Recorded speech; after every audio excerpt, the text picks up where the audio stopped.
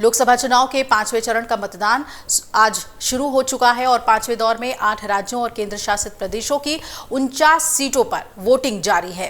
5वें दौर की वोटिंग में रक्षा मंत्री राजनाथ सिंह, पूर्व कांग्रेस अध्यक्ष राहुल गांधी, केंद्रीय मंत्री स्मृति ईरानी, पूर्व मुख्यमंत्री उमर अब्दुल्ला समेत कई केंद्रीय मंत्रियों की किस्मत का फैसला आज हो जाना है। 5वें दौर की इस वोटिंग में 8 राज्यों और केंद्र शासित प्रदेशों की 49 सीटों के लिए मतदान चल रहा है और मतदान का समय सुबह 7 बजे से शुरू होकर शाम 6 बजे तक रहेगा।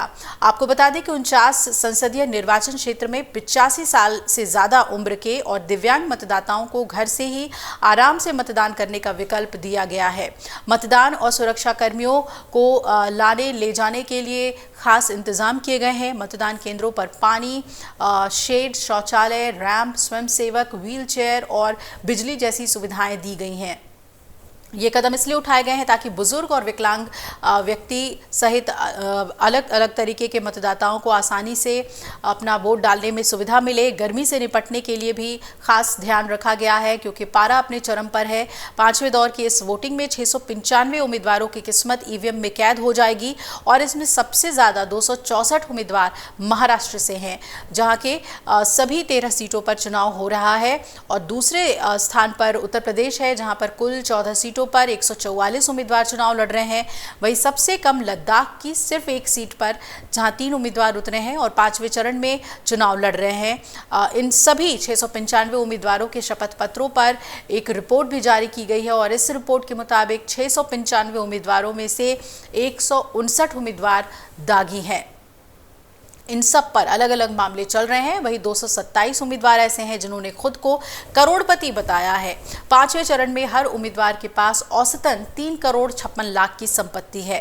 एनसीपी के शरद पवार गुट के 2 उम्मीदवारों की सबसे ज्यादा औसतन संपत्ति यानी कि 54 करोड़ 64 लाख की संपत्ति बताई गई है। इस चरण में सबसे ज्यादा संपत्ति घोषित करने वाले उम्मीदवार अनुराग शर्मा हैं। उत्तर प्रदेश के झांसी से बीजेपी प्रत्याशी ने कुल 212 करोड़ की संपत्ति अपनी डिक्लेयर की और इस मामले में दूसरे स्थान पर निर्दलीय नीलेश भगवान सांभरे हैं। महाराष्ट्र की भिवंडी सीट से चुनाव लड़ रहे सांभरे ने अपने हलफनामे में 116 करोड़ की दौलत बताई और तीसरे सबसे धनी प्रत्याशी केंद्रीय मंत्री और भाजपा प्रत्याशी पीयूष गोयल हैं। महाराष्ट्र की मुंबई उत्तर सीट से चुनाव लड़ रहे हैं गोयल की संपत्ति 110 करोड़ की है। वहीं उम्मीदवारों की शैक्षणिक योग्यता की अगर हम बात करें तो 293 उम्मीदवार 5वीं और 12वीं के बीच ही पढ़ाई किए हुए हैं और 349 उम्मीदवारों ने अपनी शैक्षणिक योग्यता स्नातक और इससे ज्यादा बताई है। वहीं 26 उम्मीदवार डिप्लोमा धारक भी हैं, 20 उम्मीदवार साक्षर जबकि 5 उम्मीदवार असाक्षर भी हैं। उम्मीदवारों की आयु के आंकड़े देखें तो 207 उम्मीदवार 25 से 40 साल के बीच के हैं, जबकि 384 प्रत्याशी 41 से 60 साल के बीच के और 103 उम्मीदवारों की आयु 61 से 80 साल की है। एक प्रत्याशी ने अपनी आयु 42 साल की बताई है और 5वें चरण के चुनाव में महिला प्रतिनिधित्व अगर हम देखें तो इसमें 695 में से 82 यानी कि महज 12% महिला उम्मीदवार ही चुनाव मैदान में है।